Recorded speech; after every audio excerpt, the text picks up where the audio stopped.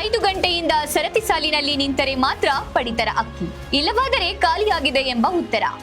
ಹೀಗಾದರೆ ಪಡಿತರ ಅಕ್ಕಿ ಕಾಳು ಸಂತೆಗೆ ಮಾರಾಟವಾಗಬಹುದೇ? ಹೌದು, ಚಳ್ಳಕೆರೆ ತಾಲೂಕಿನ ಹಲವು ಪಡಿತರ ಅಕ್ಕಿ ವಿತರಿಸುವ ನ್ಯಾಯಬೆಲೆ ಅಂಗಡಿ ಮಾಲೀಕರ ಉತ್ತರ ಇದಾಗಿದೆ. ಅದರಂತೆ ಚಳ್ಳಕೆರೆ ನಗರದ ಸೋಮಗುದ್ದು ರಸ್ತೆಯಲ್ಲಿ ಇರುವ ಅಂಬೇಡ್ಕರ್ ನಗರದ ಪಡಿತರ ಅಕ್ಕಿ ವಿತರಣೆ ಮಾಡುವ ನ್ಯಾಯಬೆಲೆ ಅಂಗಡಿಗಳಲ್ಲಿ ತಿಂಗಳಿಗೆ ಕೇವಲ 2 ರಿಂದ 3 ದಿನಗಳು ಮಾತ್ರ ಅಕ್ಕಿ ವಿತರಣೆ, ನಂತರ ಬಂದರೆ ಅಕ್ಕಿ ಖಾಲಿಯಾಗಿದೆ ಎಂಬ ಮಾಲೀಕರ ಉತ್ತರ ನೀಡುತ್ತಾರೆ ಎಂದು ಸ್ಥಳೀಯರ ಆರೋಪವಾಗಿದೆ.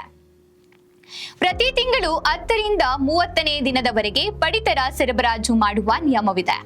ಆದರೆ ಸುಮ್ಮನೆ ಬಡವರು ಮುಂಜಾನೆಯಿಂದ ಸರತಿ ಸಾಲಿನಲ್ಲಿ ಅನ್ನಭಾಗ್ಯದ ಅಕ್ಕಿಗಾಗಿ ಕೂಲಿ ಬಿಟ್ಟು ಕಾಯುವ ಪರಿಸ್ಥಿತಿ ನಿರ್ಮಾಣವಾಗಿದೆ. ಬಡವರ ಹೊಟ್ಟೆ ತುಂಬಿಸುವ ಮಹತ್ವದ ಯೋಜನೆಗೆ ರಾಜ್ಯ ಸರ್ಕಾರ ಇನ್ನಿಲ್ಲದ ಕಸರತ್ತು ನಡೆಸಿ ಹೊರ ದೇಶಗಳಿಂದ, ಹೊರ ರಾಜ್ಯಗಳಿಂದ ರಾಜ್ಯದ ಬಡ ಜನರಿಗೆ ಹಸಿವು ನೀಗಿಸುವ ಸಲುವಾಗಿ ನೀಡುವ ಅನ್ನಭಾಗ್ಯ ಯೋಜನೆ ಅಳ್ಳ ಹಿಡಿಯುವ ಕೆಲವು ಇಂತಹ ಘಟನೆಗಳಿಂದ ರಾಜ್ಯ ಸರ್ಕಾರಕ್ಕೆ ಕಳಂಕ ತರುವ ನಿಟ್ಟಿನಲ್ಲಿ ನಡೆಯುತ್ತಿದೆ. ಆದರೆ ಇಲ್ಲಿನ ಆಹಾರ ನಿರೀಕ್ಷಾ ಅಧಿಕಾರಿಗಳು ಮಾತ್ರ ನಿದ್ದೆ ಮಂಪರಿನಿಂದ ಕಂಡರೂ ಕಾಣದಂತೆ ಇದ್ದಾರೆ.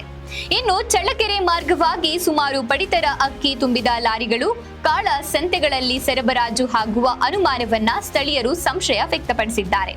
ಇನ್ನು ಹಸಿವು ಮುಕ್ತ ಕರ್ನಾಟಕವನ್ನ ಮಾಡಲು ರಾಜ್ಯದ ಘನ ಸರ್ಕಾರ ರಾಷ್ಟ್ರೀಯ ಆಹಾರ ಭದ್ರತಾ ಕಾಯ್ದೆ ಅಡಿ ಪ್ರತಿಯೊಬ್ಬ ವ್ಯಕ್ತಿಗೂ ತಲಾ 10 ಕೆಜಿ ಅಕ್ಕಿ ನೀಡುವ ಮಹತ್ವ ಯೋಜನೆ ಗಟ್ಟಿಯಾಗಿದೆ.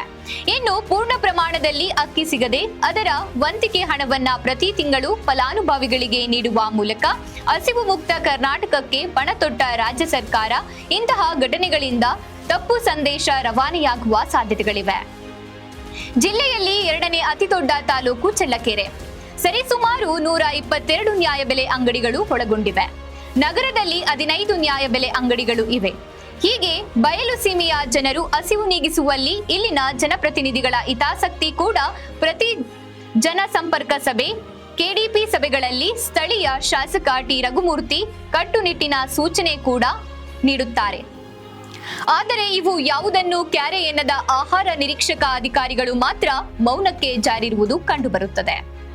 ಕಳೆದ ದಿನಗಳಲ್ಲಿ ಚಳ್ಳಕೆರೆ ತಾಲೂಕಿನ ನನ್ನಿವಾಳ ಗ್ರಾಮದಲ್ಲಿ ಪಡಿತರ ಅಕ್ಕಿಗಾಗಿ ದಿನಗಟ್ಟಲೆ ಕಾಯುವ ಪರಿಸ್ಥಿತಿ ಎಂಬ ವರದಿಗಳು ಸದ್ದು ಮಾಡಿದವು. ಆದರೆ ಇಂತಹ ಘಟನೆಗಳು ಅಧಿಕಾರಿಗಳ ವೈಫಲ್ಯದಿಂದ ನಡೆಯುತ್ತಲೇ ಇರುತ್ತವೆ. ಆದರೆ ಇದರ ಬಗ್ಗೆ ಮೇಲಧಿಕಾರಿಗಳ ಕ್ರಮವೇನು ಎಂದು ಸಾರ್ವಜನಿಕರು ಆಕ್ರೋಶ ವ್ಯಕ್ತಪಡಿಸಿದರು.